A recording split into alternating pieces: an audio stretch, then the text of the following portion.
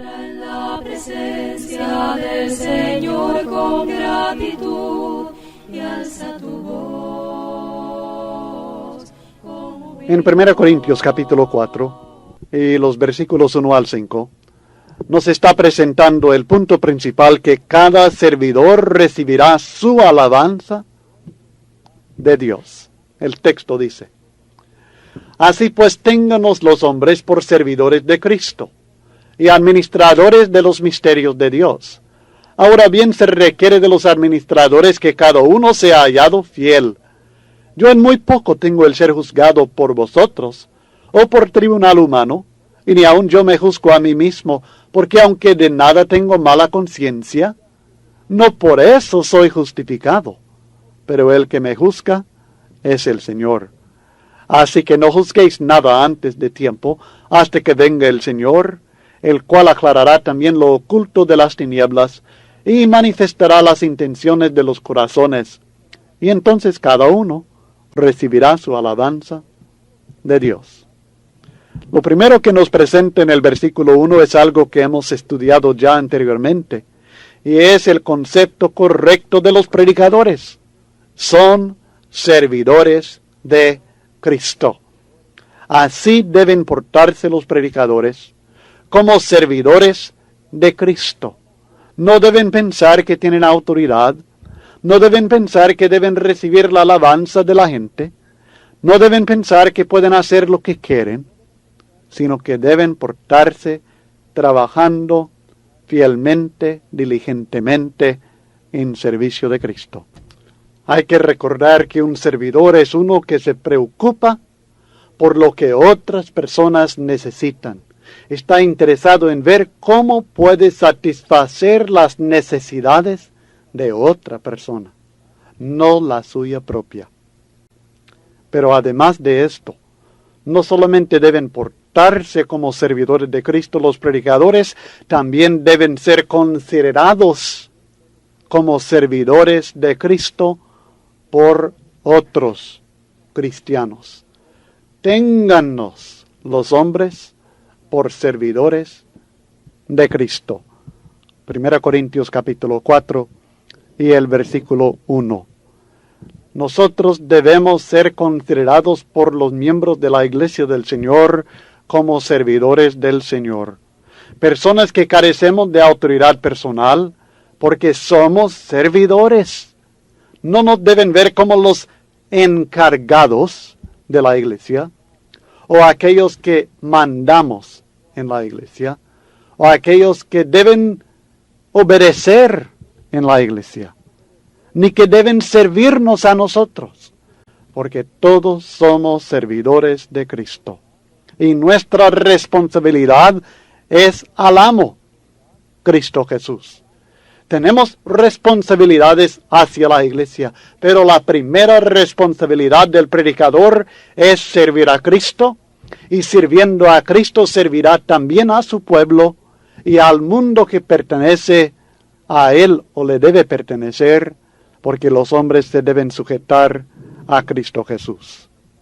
La palabra traducida servidores es una palabra muy interesante en el griego. Es la palabra que se usaba con referencia a uno que remaba en un barco bajo la autoridad de otro. Era el más bajo de los siervos en el barco y trabajó en el nivel más bajo de la nave. Es una palabra que da énfasis a la sujeción completa y total de este individuo a otro. Somos predicadores, somos servidores de Cristo. Es una filosofía de vida completamente opuesto a la que tiene el mundo, y lamento decir que está también completamente opuesta a la que tienen muchos predicadores. Esta filosofía de vida de ser servidores de Cristo. En cuanto a la responsabilidad de los evangelistas, de los predicadores de la palabra, su responsabilidad, dice el texto, es ser administradores de los misterios de Dios. El administrador es una persona a quien el dueño de la casa ha confiado la responsabilidad de cuidar y administrar sus bienes. No los bienes propios del administrador, sino los bienes del dueño de la casa. Sus acciones tienen que ser guiadas por una sola regla: buscar el bien del amo y así agradarle.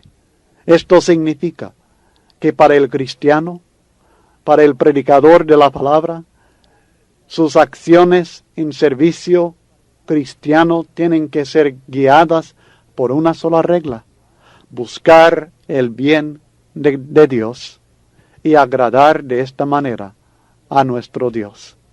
Es por esto que en 1 Pedro capítulo 4 y el versículo 10, el apóstol Pedro exhorta a todo cristiano: cada uno, según el don que ha recibido, ministrelo a los otros, como buenos administradores de la multiforme gracia de Dios.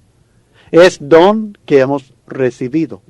Es por gracia de Dios que somos lo que somos. Es la gracia que pertenece a Dios, que proviene de Dios, que administramos. Y debemos ministrarlo, servir por medio de esta gracia a los demás. Esto es lo que Dios nos ha dado como responsabilidad: ser administradores de sus bienes espirituales, repartir estos bienes, este conocimiento, estas buenas obras a los demás.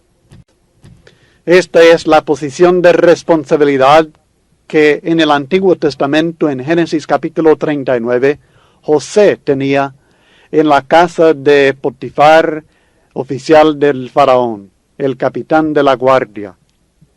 Él dice, la Biblia dice de él en el versículo 6, que Potifar dejó todo lo que tenía en mano de José, y con él no se preocupaba de cosa alguna, sino del pan que comía. O sea que José era hombre de confianza, y él siempre se preocupaba únicamente para aquello que era para el beneficio de Potifar, de su maestro, para quien administraba sus cosas. E inclusive cuando la mujer de Potifar quiso tentar a José, él le responde en el versículo 8.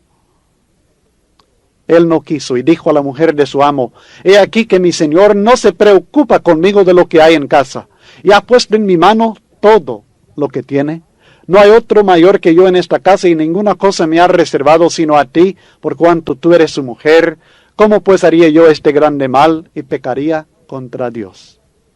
Aunque él tenía la responsabilidad por todo aquello en la casa, él lo usaba todo conforme a lo que era beneficioso para su amo. Y él respetaba aquello que pertenecía al amo. Y reconocía que no era más que servidor, administrador de estos bienes. Este es el caso de nosotros que predicamos la palabra del Señor. Reconozcamos que no estamos en una posición de mandar y decir y que nosotros tengamos autoridad, sino que somos servidores administrando lo que pertenece a Dios, y lo debemos administrar para el bien de Dios y la gloria de Dios y conforme a la voluntad de Dios y para el beneficio del pueblo de Dios. En el caso del predicador cristiano, Dios nos ha confiado sus misterios. Somos administradores de los misterios de Dios. Misterios que ahora tenemos revelados en la palabra de Dios. Y específicamente en el Evangelio.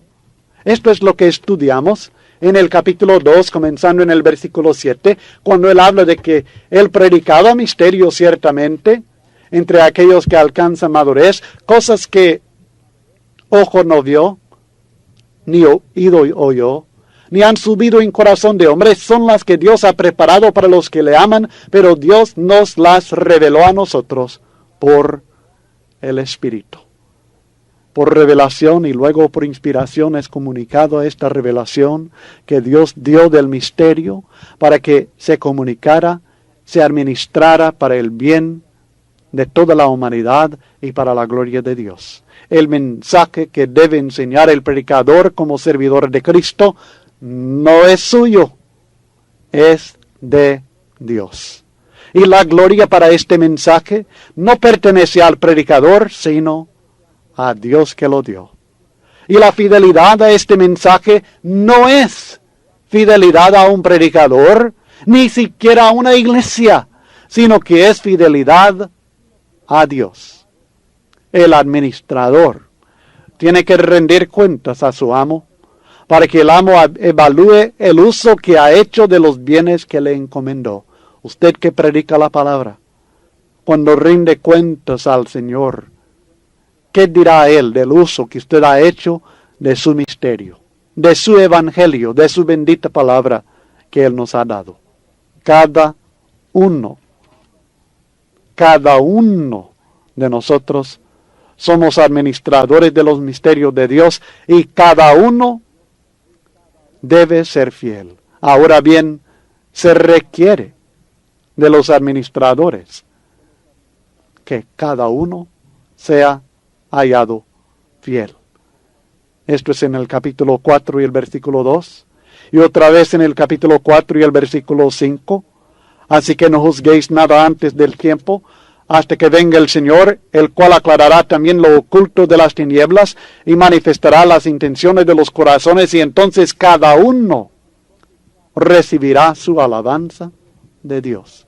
Esto enseña claramente que se trata de una responsabilidad muy personal e individual que traerá una aprobación o alabanza muy personal e individual, con un requisito fundamental e indispensable para todos y cada uno de los administradores de los bienes de Dios, de los misterios de Dios, y este requisito fundamental e indispensable es la fidelidad.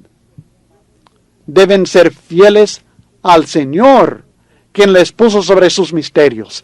Deben mostrar con sus acciones de obediencia que son dignos de la confianza que el Señor ha depositado en ellos al hacernos a nosotros administradores de su palabra, que es parecido a lo que nosotros encontramos en la bien conocida parábola de los talentos que presenta Cristo en Mateo 25, 14 al 30.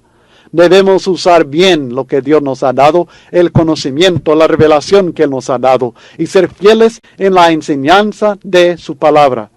Fidelidad incluye fidelidad en la enseñanza de la palabra de Dios. Incluye enseñar solamente lo que Dios dice en su palabra, e incluye enseñar todo el consejo de Dios que encontramos en su palabra.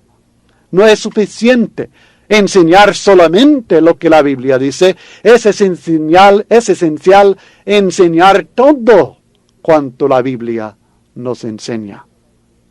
¿Entiende la diferencia? Una cosa es no decir más de lo que está escrito. Otra cosa es enseñar todo cuanto está escrito. Y esto es el deber de aquel que quiere ser fiel, servidor, administrador de los misterios de Dios. Fidelidad. Fidelidad significa además ser fiel en la obediencia a la voluntad de Dios. No es suficiente decir, hagan lo que yo digo, no lo que yo hago. Oigan, les tengo la verdad, les estoy predicando la verdad, pero no la estoy viviendo.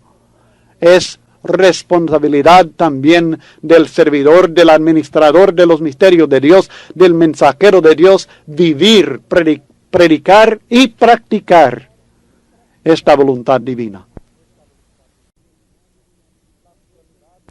La fidelidad en el administrador de los misterios de Dios en el capítulo 4 y el versículo 2 también incluye el ser fiel en el servicio específico que el Señor nos ha dado. Porque el servicio que me ha dado a mí tal vez no es el mismo que le ha dado a usted. Aún estoy hablando de los que predicamos la palabra.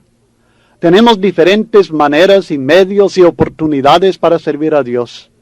Y debemos ser fieles no a lo que Dios ha dado a un hermano en otro país o en otro pueblo, en otra congregación, o aún en la misma congregación, sino que debemos ser fieles a la oportunidad, el talento, la preparación que Dios nos ha dado a cada uno de nosotros. Esto es fidelidad. Por tanto, no podemos ser juzgados en base a otro criterio. No podemos ser basados en el criterio del éxito, según el criterio del mundo o de cristianos carnales, materiales. El éxito es una promesa, no es un requisito. Y el éxito es algo que Dios juzga, no los hombres. No podemos ser juzgados en base a ser fructíferos, porque el ser fructífero, el llevar fruto, es promesa de Dios, no es un requisito.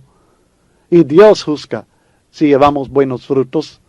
Nosotros no estamos en condiciones de decidir porque tal hermano logró la conversión de 150 almas y otro solamente logró la conversión de una persona, que uno es más fiel que el otro. Dios es el que está viendo el servicio que se rinde. El único juez legítimo de los administradores es el que se presenta en los versículos 3 al 5. Yo en muy poco, dice Pablo, tengo el ser juzgado por vosotros, o por tribunal humano, y ni aun yo me juzgo a mí mismo, fíjese. Ser aprobado por los hombres no significa que uno sea aprobado en verdad. Y el ser desaprobado por los hombres no significa tampoco que uno sea desaprobado en verdad. Ser aprobado por sí mismo ni siquiera no significa que uno sea aprobado en verdad.